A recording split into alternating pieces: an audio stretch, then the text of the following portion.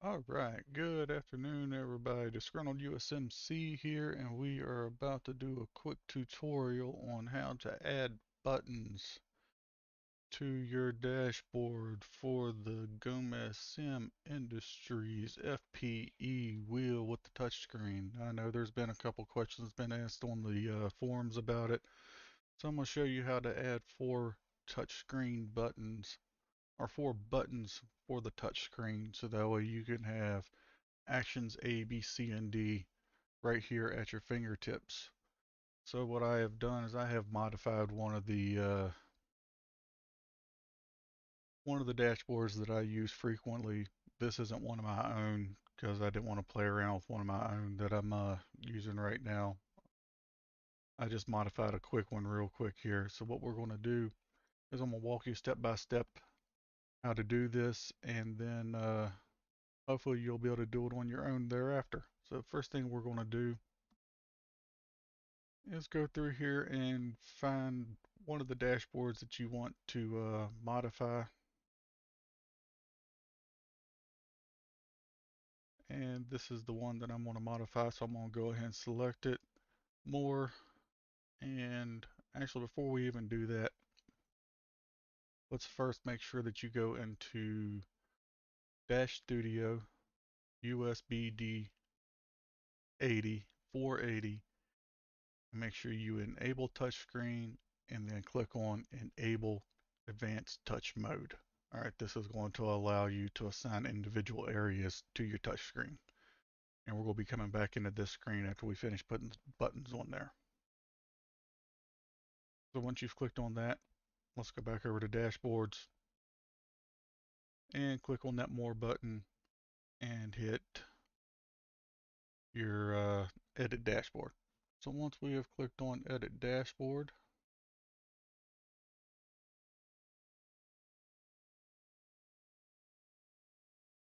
we are going to come over here and let's blow this screen up here.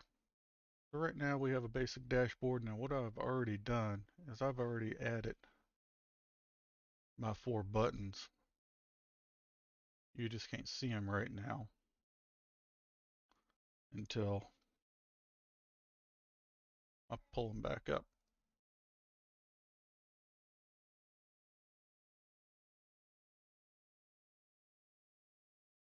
So how do we do this? First thing we're going to do, we'll go over here to more components. We're going to click on that. And we're going to go over here and find the button that is called button.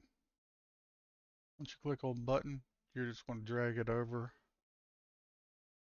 and size it to about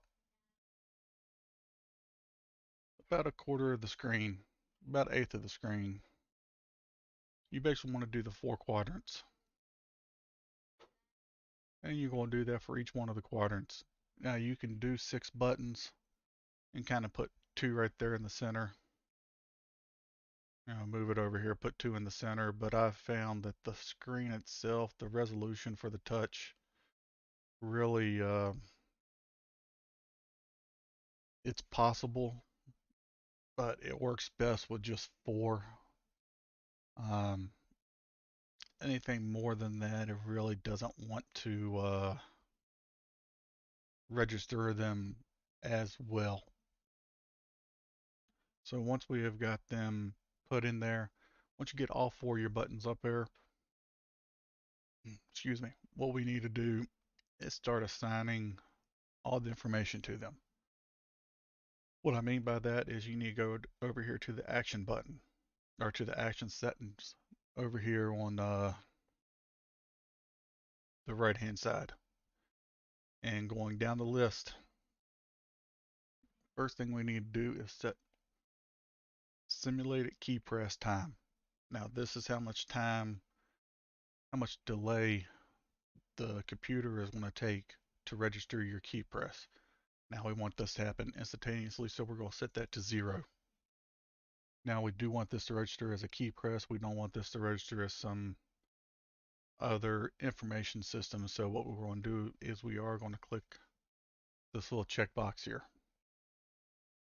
And then this is what we want it to do. So trigger action, whenever we push this button, what do we want it to do? So in this drop down here, you're going to click on this little arrow and it's going to bring up a full list of items. And what you're going to look for is graphical dash plugin, USB-D 480 action, and then decide how you want to set them up. Action A, Action B, Action C, Action D, and you're going to select whichever one you want. Like right now I have this one set for Action A, Action B, Action C, Action D.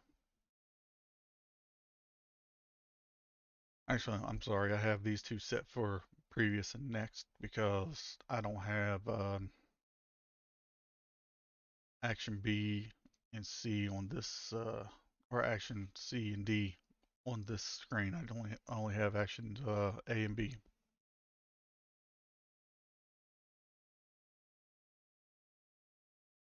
So once we have done that, next thing we need to do is we need to name these. This is important because you're going to need these names for the next step.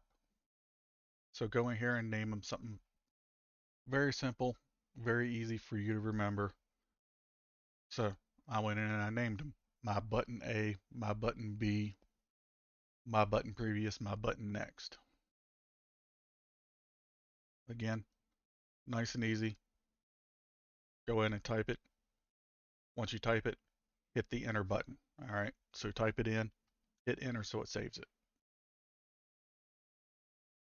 Now, nobody likes the button sitting up there. That's kind of pointless having a big button over top of all your data. Once we have all the data in there and it's labeled correctly, all this information is in there correctly, let's go back and hide them. Now they need to stay visible or else they're not going to work. But what we can do is go in and set the opacity. So if we set the opacity to 0, they disappear. But they are still active and they will still work. So that's what we're going to do. We're going to go in and set the opacity to 0.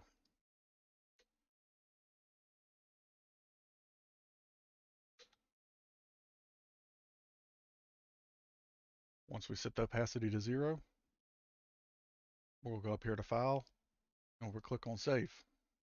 Simple as that. Now, next step. For this to work, what you need to do, we'll go and close out of this. It's going to save, it's going to close. And let me put a camera up here.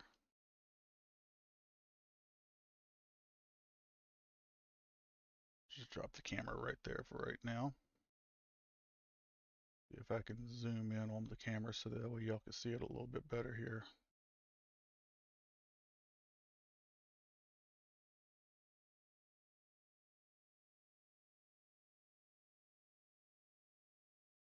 All right. So what we need to do is, again, we need to start our dashboard that we just finished on our screen. So we're just going to click on Start on the button and run our screen, or run that dashboard on our screen.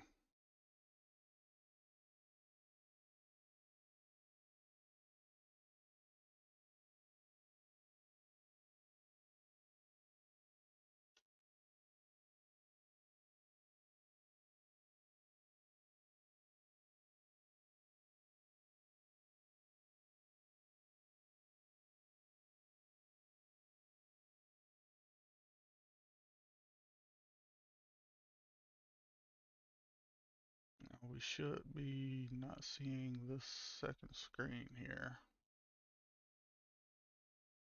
Everything should be hidden. All I should be seeing is this screen.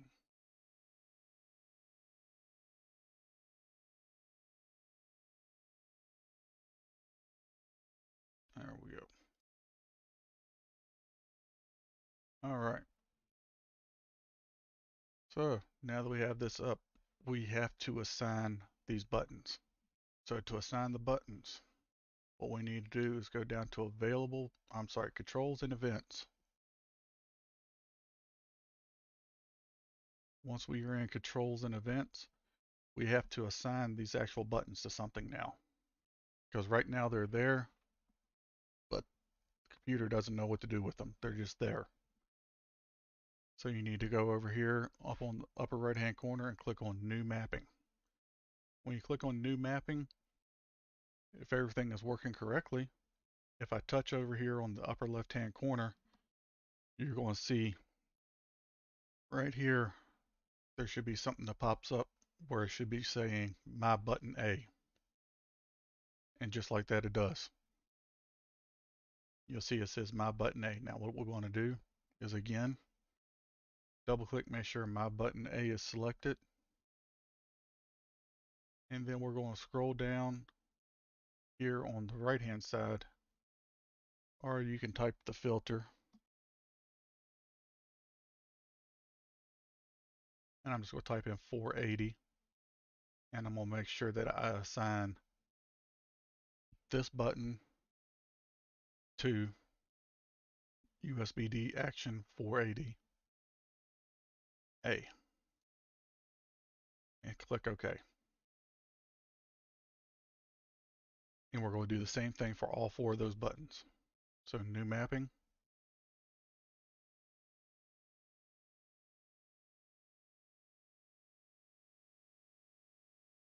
Might have to click around just a little bit to find it. Like I said, it's there. You have to just learn where the sweet spot is, where the center of the button is.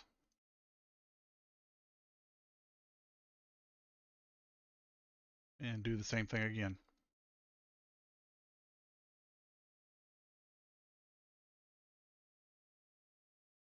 There's the previous.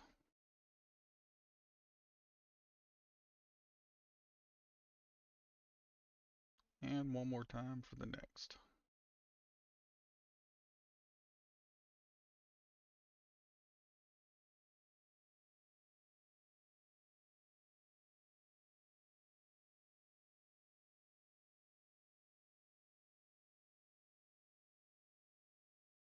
And there you have it. Now, let's go ahead and that is completely saved and it's in there now. Now, if I was to go in and run a replay,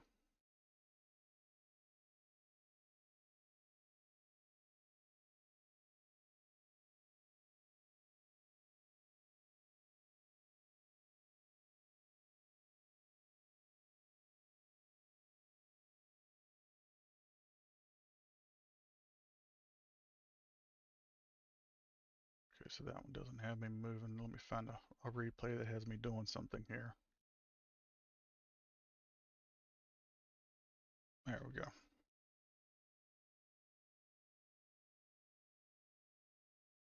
As I'm touching the screen here, come on, where's it at? There we go.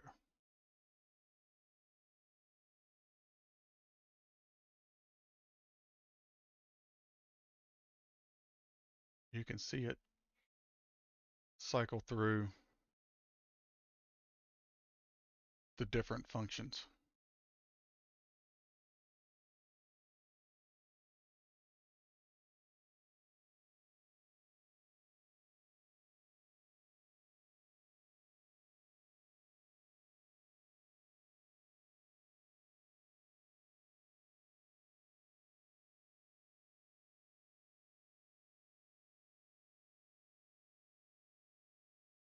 So, if there's any questions, you have, feel free to ask,